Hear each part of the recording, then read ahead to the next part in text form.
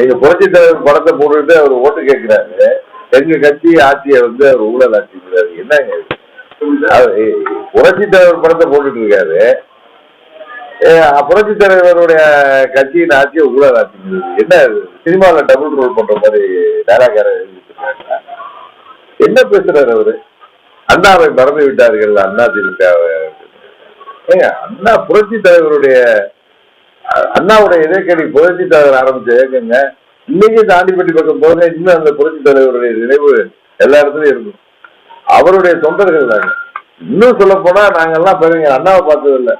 அண்ணா மகன் தப்ப எனக்கு என்ன 2 வயசா இருந்திருக்கோம். 65ல புரட்சி தலைவரை சொல்லி பார்த்தவர்கள், அம்மாவால் ஆளாக்கப்பட்டவர்கள். எப்படி அண்ணாவை மறப்போம்? எங்கள் வழிகாட்டிகளை யாரும் மறப்பாங்களா? சும்மா டைலாக் எல்லாம் பேசிட்டு இருக்காரு. அவர் கட்சி ஆட்சிக்கு கொண்டு வந்து ஆசைப்பட்டா அதை செய்ய சொல்லுங்க. தேவையில்லாம எங்கள்கிட்ட வந்து வர சொல்றீங்க. அப்புறம் நாங்கெல்லாம் வெளியிட்டு இருந்தோம்னா தப்பா போயிடும். இதுவரை அவரை கேள்வி கேட்கிறாங்க. நான் சோசியல் மீடியால பார்த்தேன். எனக்கு கண்டான கேள்வியா தெரிஞ்சு, ஊழலை ஒழிப்போங்கிறீங்களா? நீங்க உங்க படத்தை பிளாக் டிக்கெட்டை விட்டு தானே அந்த ஊழலே உங்களால ஒழிக்க முடியல. 100 ரூபாய் 150 ரூபாய் டிக்கெட் 1000 2000 ரூபாய்க்கு விற்கிறானா? அதை கூட உங்களால ஒழிக்க முடியல. நீங்க என்ன நாட்டு ஊழல் வந்து முதல்ல வெளியில வாங்க சார்.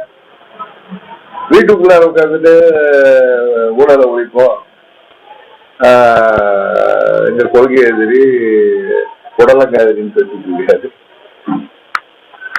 அண்ணா அவருக்கு பிடிக்கலன்னா திமுக போயிருக்கு. தேவையில்லாம அண்ணாவெல்லாம் எங்க மறந்துட்டு வாங்குறாங்க. நாங்க எப்படி மறப்பாங்க அண்ணா? அண்ணாவை தமிழ்நாடு மறக்குமா?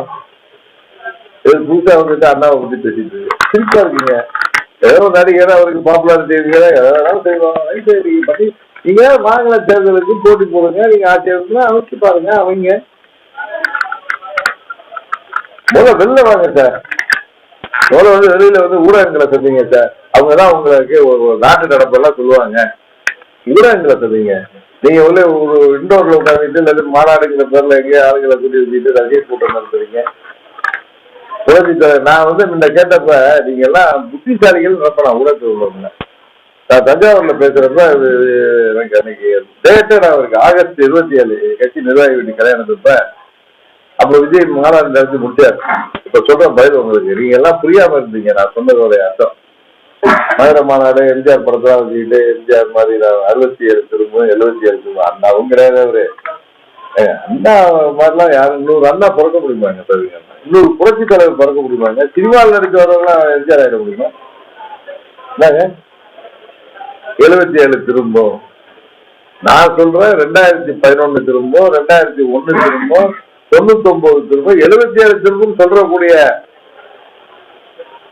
அந்த என்ன சொல்றது, அது கல்வி உள்ளவர்களே நாங்க தான்.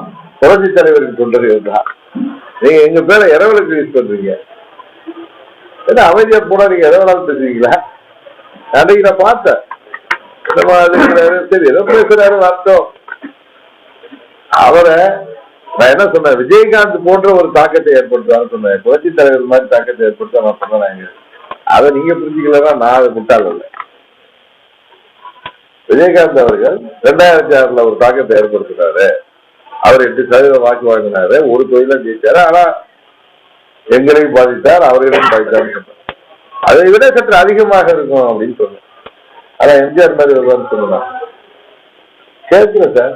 நீங்க தானே அவர் அப்படி சொன்னீங்க அப்படி சொன்ன. நான் என்ன சொன்னேங்கிற தாண்டி நீங்க அர்த்தம் பண்ணீங்கன்னா நான் புரிஞ்சுக்கிறேன்.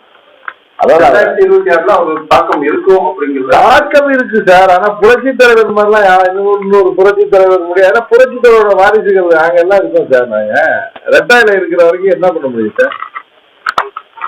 நீங்க ரெட்டாயிலை பலவீனப்பட்டு விட்டதுன்னாங்க, ஒரே நாள்ல பலமாகி விட்டது. நாங்கள் எல்லாம் மரவாச்சரிகளை விட்டுட்டு ஒன்றிணைந்தோம். இன்னைக்கு நாம் வெறும் மதிக்கிற ஒரு பத்திரிகை, எங்களுக்கு எதிரான பத்திரிகை, அதை ரியாலிட்டி எழுதுறாங்க. உண்மைதானே? நான் கேட்கறது நீங்க மற்றவங்க மாதிரி நான் கேட்கறேன். எதார்த்தத்தை கேட்கிறேன். எங்க எதனால ஆட்சி அமையலையோ அந்த காரணம் இன்னைக்கு சரி செய்யப்பட்டு விட்டது. அன்றைக்கு நாங்கள் ஒன்னா இருந்திருந்தோம்னா நேரடியா 21 தொழில அதிமுக தோணுச்சு. அதோடைய பாதிப்பு 50 தொழில் செங்கோட்டையன் வந்து இங்க இருக்க ஒரு மண்டலம் தலைவர் மற்றவங்க அதிமுக கூட்டணியிலயோ அந்த திமுக கூட்டணி இருக்கோ தலைவர்களே இல்லை அப்படிங்கிறாரு. அண்ணன் வந்து ரொம்ப பெரிய பழகக்கூடிய மூத்த நிர்வாகி. அவர் பேசுறாரு, அவர் நாங்க அண்ணாவை மறந்து விட்டேன்னு அவர் பேசுவாரா? அவரை பேசுறேன். எம்ஜிஆரை மறந்து விட்டேன்னு பேசுவாரா? அவர் பேசிட்டுங்க நான் பேசுறேன்.